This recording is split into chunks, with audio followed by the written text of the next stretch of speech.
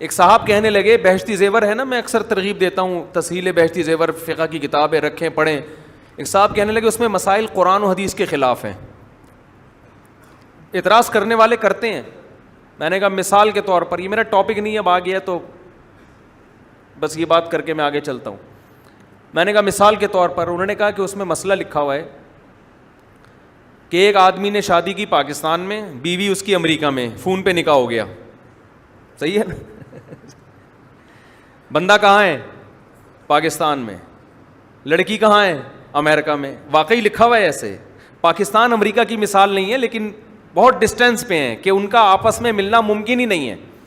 یہ پاکستان میں رہتا ہے, وہ امریکہ میں رہتے ہیں, نکاح ہو گیا, 1 سال کے بعد بچہ پیدا ہو گیا. تو بہشتی زیور میں لکھا ہے کہ یہ بچہ باپ کا کہلائے گا, یہ ناجائز بچہ بولو نہیں کہلائے گا. کہنے لگے یہ کیا ہے, وہ آپس میں ملے ہیں ہی نہیں, تو یہ حلال بچہ کہاں سے کہلائے گا؟ نہیں یاری بات سمجھ میں. اور یقین فقہ کی کتابوں میں لکھا ہوا ہے, یہ سب کتابوں میں یہ لکھا ہوا ہے کہ شوہر پاکستان میں, بیوی کہاں بولو امریکہ میں. یہ چاروں فقہ کی کتابوں میں لکھا ہوا ہے. بہشتی زیور میں تو وہیں سے لیا ہے کہ یہ پاکستان میں اور وہ امریکہ میں. سال نکاح ہوا ہے ٹیلی فون پہ, کوئی ملاپ نہیں. کیسے ملیں گے بھائی؟ سال کے بعد بچہ مارکیٹ میں آ گیا. تو شریعت کیا کہتی ہے فقہ کے مطابق؟ یہ باپ کون ہے؟ اس بچے کا باپ ہے. اس کو ناجائز کہنے کی آپ کو اجازت, بولتے کیوں نہیں؟ ایک صاحب مجھ سے الجھ پڑے کہ یہ بہشتی زیور کا مسئلہ قرآن حدیث کے خلاف ہے. میں نے کہا کون سی حدیث کے خلاف ہے آپ یہ بتا دیں. کہنے لگے یہ ممکن ہی نہیں ہے عقلاً. میں نے کہا ابھی آپ کہہ رہے تھے یہ قرآن حدیث کے خلاف ہے, اب کہہ رہے ہیں کہ یہ کس کے خلاف ہے؟ عقل کے. ایک بات پہ ٹکو. ہاں وہ مثال دے رہے تھے کہ پاکستان میں ہے اور بیوی کہاں ہے؟ امریکہ میں. یہ مسئلہ بھی خوب سن لیں, مسئلہ بھی ایسا ہی ہے. بچہ پیدا ہو گیا 6 مہینے کے بعد, کیونکہ حمل کی کم سے کم مدت 6 مہینے ہوتی ہے. 7 مہینے میں بھی آ سکتا ہے, 8 مہینے میں بھی آ سکتا ہے. آنا نہیں چاہیے, ٹائم پہ آئے تو زیادہ اچھا ہے, لیکن آ سکتا ہے. تو وہ بچہ فقہ کی تمام, اسلامک لا کی تمام کتابیں جو 1300 سال پہلے مرتب ہوئی ہیں قرآن حدیث کی روشنی میں, وہ چاروں فقہ کیا کہتے ہیں کہ بچہ کیا کہلائے گا؟ حلال. اس کو آپ زانی بولو نہیں کہہ سکتے, کیونکہ ان لوگوں نے فقہ پڑھا ہی نہیں ہے نا. ان کو دلائل کا کیا پتہ, ان کو بس نمبر یاد ہوتے ہیں, بس وہ بھی یاد نہیں ہوتے, دیکھے ہوئے ہوتے ہیں. اور ان میں بھی عربی نہیں آتی, اردو ترجمے آتے ہیں, پھر مجتہد بنے ہوتے ہیں. تو میں نے ان سے کہا, میں نے کہا کون سی آیت کے خلاف ہے یہ مسئلہ؟ کہہ رہے ہیں یہ ممکن ہی نہیں ہے. میں نے کہا ممکن نہ ہونا عقل کے خلاف ہوتا ہے, قرآن حدیث کے خلاف نہیں ہوتا. قرآن کی کون سی آیت؟ میں نے کہا ہم کہتے ہیں آپ بتاؤ یہ مسئلہ کہاں سے نکالا. یہ مسئلہ حدیث سے نکالا ہے. الولد للفراش, بخاری مسلم کی حدیث ہے. بچہ اس کا ہے جس کے بستر پہ پیدا ہوگا. یہ بستر کنایا ہے بیوی سے. نبی صلی اللہ علیہ وسلم نے فرمایا بچہ اس کا ہے جس کے بستر پہ پیدا ہو. وللعاہر الحجر, حجر بھی ہے ہجر بھی, ہجر زیادہ بہتر ہے. اور جو زانی ہے وہ محروم ہوگا, اس کو بچے کی نسبت اس کی طرف نہیں ہوگی. جس کے بستر پہ پیدا ہوا اس کا ہے. یہاں بستر یہ کنایا ہے کہ جس کے بیوی کے ہاں پیدا ہو, اس لیے کہ بیوی آپ کی ہو, بستر کسی اور کا ہو تو بھی بچہ آپ کا کہلاتا ہے نا. نہیں آئی بات سمجھ میں؟ ارے ہسپتال کا بستر آپ کا بستر ہوتا ہے جہاں بچے پیدا ہو رہے ہیں. ہسپتال میں جو بچے پیدا ہوتے ہیں وہ آپ کا بستر تھوڑی ہوتا ہے, وہ تو آپ نے ہسپتال والوں سے رینٹ پہ لیا ہوا ہے. لیکن بچے پھر بھی آپ کے کہلائیں گے کہ نہیں کہلائیں گے؟ وجہ اس کی ہے کہ جس کے جو جنم دے رہی ہے وہ بیوی آپ کی ہے. تو یہاں فراش سے مراد فقہا کہتے ہیں کیا ہے؟ بیوی. جس کے بیوی کے ہاں بچہ پیدا ہوگا تو نبی نے فرمایا وہ اس کے ہوگا جس کی بیوی ہے. نہیں آئی بات سمجھ میں؟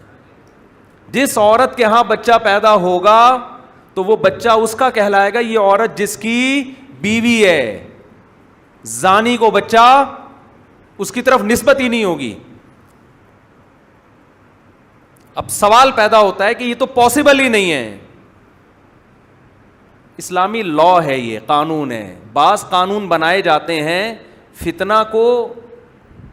فتنہ پرستی کو روکنے کے لیے, کیونکہ میاں بیوی میں کوئی بھی بیٹھ کے یہ دیکھ نہیں رہا ہوتا کہ یہ آپس میں مل بھی رہے ہیں کہ نہیں مل رہے ہیں. شادی کے بعد بھی تو اس کا امکان ہے نا کہ بیوی آپ کی ہو, خدا نخواستہ بچہ کسی اور سے پیدا ہو رہا ہو, وہاں انگلی اٹھانے کی اجازت ہے؟ بولو بھائی. آپ کے ہاں بچہ پیدا ہوا, گھنگریالے بال ہیں, آپ کے خاندان میں سب کے صدیوں سے سلکی بال چلے آ رہے ہیں. آپ کے بچہ, آپ بھی گورے چٹے, بیوی بھی گوری چٹی, بچہ اندھیرے میں نظر ہی نہیں آ رہا, اتنا بلیک. کیا آپ یہ کہہ سکتے ہو میرا نہیں ہے؟ بولتے کیوں نہیں؟ اسلام نے ان تمام چیزوں کا دروازہ بولو بند. میاں بیوی ہیں تو بچہ کس کا ہے؟ میاں بیوی کا ہے, بس دیٹس آل.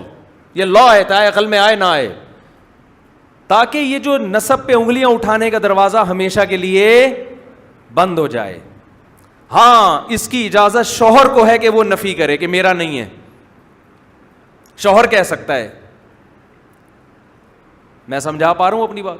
شوہر کو یہ حق ہے کہ وہ یہ کہے کہ بھائی میرے سلکی بال خاندان, میں پاکستان میں بیگم, امریکہ میں تو ملا ہی نہیں ہوں, یہ مارکیٹ میں کہاں سے گیا. شوہر کو اجازت ہے کہ وہ کیا کرے؟ نفی کرے. لیکن اسلام کہتا ہے جب آپ اس بچے کی نفی کر رہے ہو کہ میرا نہیں ہے, اٹ مینز آپ بیوی کو اس پر زنا کی تہمت لگا رہے ہو. سمجھ میں آ رہی بات؟ آپ کیا کر رہے ہو؟ تو یہ تہمت بھی اسلام اتنی جلدی اتنے آرام سے ایکسیپٹ نہیں کرتا. اسلام کہتا ہے یا تو 4 گواہ پیش کرو. آپ ایسا ہی نہیں آپ کسی پہ کہہ سکتے اس نے زنا کیا ہے. آپ جب یہ کہہ رہے ہو میرا بچہ نہیں ہے, اٹ مینس کہ آپ کیا کہہ رہے ہو؟ یہ زانیہ ہے. زنا کے لیے 4 گواہ پیش کرو. وہ نہیں کرتے, لعان کرو عدالت میں جا کے. عدالت میں آپ 5 مضبوط قسمیں اٹھاؤ کہ مجھ پر اللہ کی لعنت اگر میں جھوٹ بول رہا ہوں اور اس نے زنا کیا ہے. سمجھ میں آ رہی ہے بات؟ پھر عورت بھی 5 قسمیں اٹھائے کہ میرا شوہر جھوٹ بول رہا ہے, یہ اسی کا بچہ ہے, ہمارے درمیان ملاپ ہوا ہے, یہ جھوٹ بول رہا ہے. اس کے بغیر آپ بچے کی نفی نہیں کر سکتے. عورت اگر اقرار کر لے کہ ہاں میرا نہیں ہے, لیکن شو نہ کرنا چاہ رہے ہو, وہ عقلی لحاظ سے ملنا ناممکن بھی ہو, پھر بھی فقہا کہتے ہیں یہ تعویل کی جائے گی, ہو سکتا ہے کرامت کے طور پہ مل گئے ہوں. جیسے سلیمان علیہ السلام کے دور میں وہ بزرگ سیکنڈوں کے اندر تخت اٹھا کے لے آئے تھے نا, تو عین ممکن ہے کوئی جن سیکنڈوں کے اندر اس کو وہاں لے گیا ہو. اگرچہ لوگ یہ باتیں سن کے ہنستے ہیں, لیکن اگر قرآن و سنت کو فالو کرنا ہے تو قرآن و سنت آپ کو ایسے موقع پہ تعویلات کرنے کا حکم دیتا ہے. اسلام کہتا ہے یہ رائٹ صرف ہسبینڈ کا ہے کہ وہ کہے کہ میرا نہیں ہے, اور اسلام کہتا ہے ایسے آرام سے ہم مانیں گے نہیں کہ تمہارا نہیں ہے, تمہارے باپ کو بھی ماننا پڑے گا. نفی کی اس کا مطلب تم اس کو بیوی کو زانیہ کہہ رہے ہو. زانی کا الزام لگانے کے لیے کورٹ میں جانا پڑے گا, عدالت میں 4 گواہ پیش کرنے پڑیں گے. نہیں پیش کر سکتے, 4 قسمیں اور 5ویں قسم اٹھانی پڑے گی.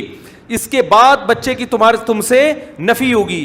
بیوی اگر اقرار کر لیتی ہے تو بچہ اس کے حوالے کیا جائے گا, اور بیوی بھی اگر کہتی ہے میں نے زنا کیا تو اس کو رجم کر کے پتھروں سے مار کے ہلاک کیا جائے گا. اس پروسیس کے بغیر یہ کہنا کہ یہ میرا بچہ نہیں ہے, یہ اسلام میں ممکن نہیں ہے. سمجھتے ہو کہ نہیں سمجھتے؟ اس سے اسلام نے یہ تردد کے اور شک کے تمام دروازے بند کر دیے. صحابہ کے دور میں ایسا ہوا, بچہ پیدا ہوا, اب صحابی کو شک ہو رہا ہے اس کے بال گھنگریالے ہیں, میرے تو کوئی بھئی قدرتی طور پہ ہو سکتا ہے.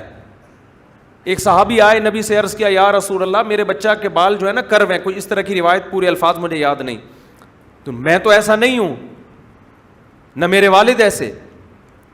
آپ نے فرمایا تم دیکھتے نہیں اونٹوں میں ابلک اونٹ بھی پیدا ہو جاتے ہیں چتکبرے, حالانکہ نہ اس کے باپ میں ہوتا ہے نہ ماں میں.